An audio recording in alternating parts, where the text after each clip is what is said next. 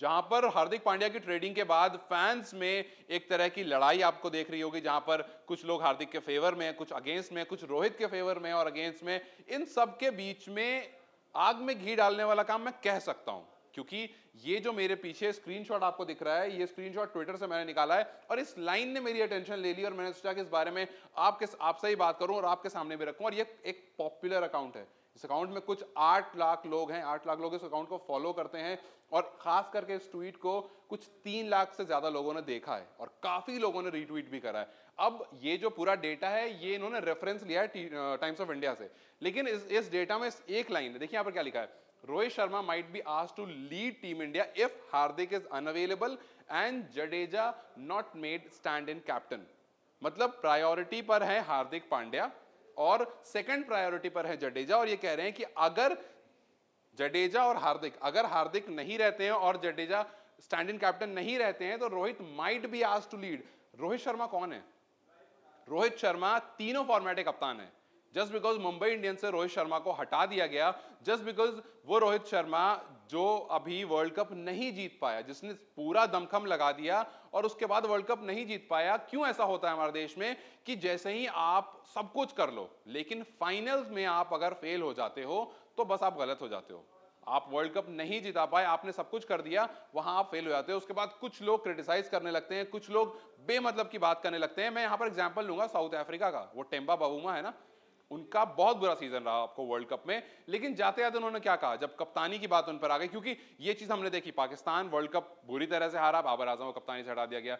South Africa का भी काफी बुरा हाल रहा, लेकिन जब टेम्बा बावूमा से पूछा गया तो उन्होंने कहा कि जब तक मेरे टीम मेट्स को मुझसे प्रॉब्लम नहीं होगी मैं कप्तानी नहीं छोड़ूंगा, क्योंकि ये मेरी जिम्मेदारी है। हाँ, हम हार के जरूर आ गए, कोई बात नहीं, हमने अच्छी क्रिकेट खेली और आगे हम जीतेंगे। और वो अभी भी कप्तान बने हुए हैं। लेकिन यहां पर आप बोले कि कप्तान तो ओडीआई के अभी भी रोहित शर्मा है, लेकिन टी20 क्रिकेट की बात हो रही है। गौतम गंभीर ने ये बात कह दी कि अभी बेस्ट आपके पास ऑप्शन जो है वो रोहित शर्मा बतौर कप्तान है, और उसके बाद बीसीसीआई भी कह रही है हमारी पहली प्रायोरिटी जो है वो रोहित शर्मा है। लेकिन ऐसे अकाउंट्स जिनको इतने लोग फॉलो करते हैं, जिनसे लोग इन्फ्लुएंस होते हैं, जिनका लोग रेफरेंस लेते हैं, वो ये बात लिख रहे हैं कि रोहित शर्मा से पूछा जा सकता है। अब ये जिम्मेदारी इनकी है या फिर इनकी, ये बात अलग है, लेकिन रोहित शर्मा से यह बात पूछी जाएगी अगर जडेजा और हार्दिक पांड्या मना कर देते हैं तो। वो हार्दिक पांड्या जो लगातार इंजर्ड रहते हैं, या फिर वो हार्दिक पांड्या जिनको लेकर के इतनी कंट्रोवर्सी चल रही है टी20 क्रिकेट में, खास करके वो हार्दिक पांड्या जो वर्ल्ड कप में इंजर्ड हुए और ऐसा हुआ कि आईपीएल तक नहीं आएंगे वापस, लेकिन अगले दिन खबर आती है कि नहीं वो फिट हो गए, अफगानिस्तान सीरीज में कप्तान रहेंगे। अफगानिस्तान सीरीज में कप्तान रहेंगे ये प्रॉब्लम नहीं है, प्रॉब्लम ये है कि जब रोहित शर्मा ने ये बात कही कि आप मुझे क्लियर कर दो कि मैं आपको वर्ल्ड कप का हिस्सा हूं या नहीं हूं, अगर आप क्लियर कर दोगे फिर मैं उसी हिसाब से प्लानिंग करूंगा, उसी हिसाब से प्रिपेयर करूंगा। वहां पर आपका ध्यान जहां रोहित शर्मा की तरफ ज्यादा होना चाहिए, क्योंकि एक कप्तान ने सब कुछ दे दिया, बस फाइनल्स नहीं जीत पाया। क्या उसको एक और मौका नहीं देना चाहिए? क्या उस कप्तान को एक बार फिर से उस फॉर्मेट का कप्तान बनाना चाहिए जहां पर वो 5-5 ट्रॉफीज लेकर बैठा है? जब वो मुंबई की कप्तानी करता है 5 ट्रॉफी उसके पास है। जब वो 50 ओवर वर्ल्ड कप खेल रहा था तो शुरू के 10 ओवर में मैच जिताने की बात करता था, और उसकी पारियां भी ऐसी ही आई थी जहां पर आप देखेंगे शुरू के 10 ओवर में मैच को बिल्कुल पलट देता था।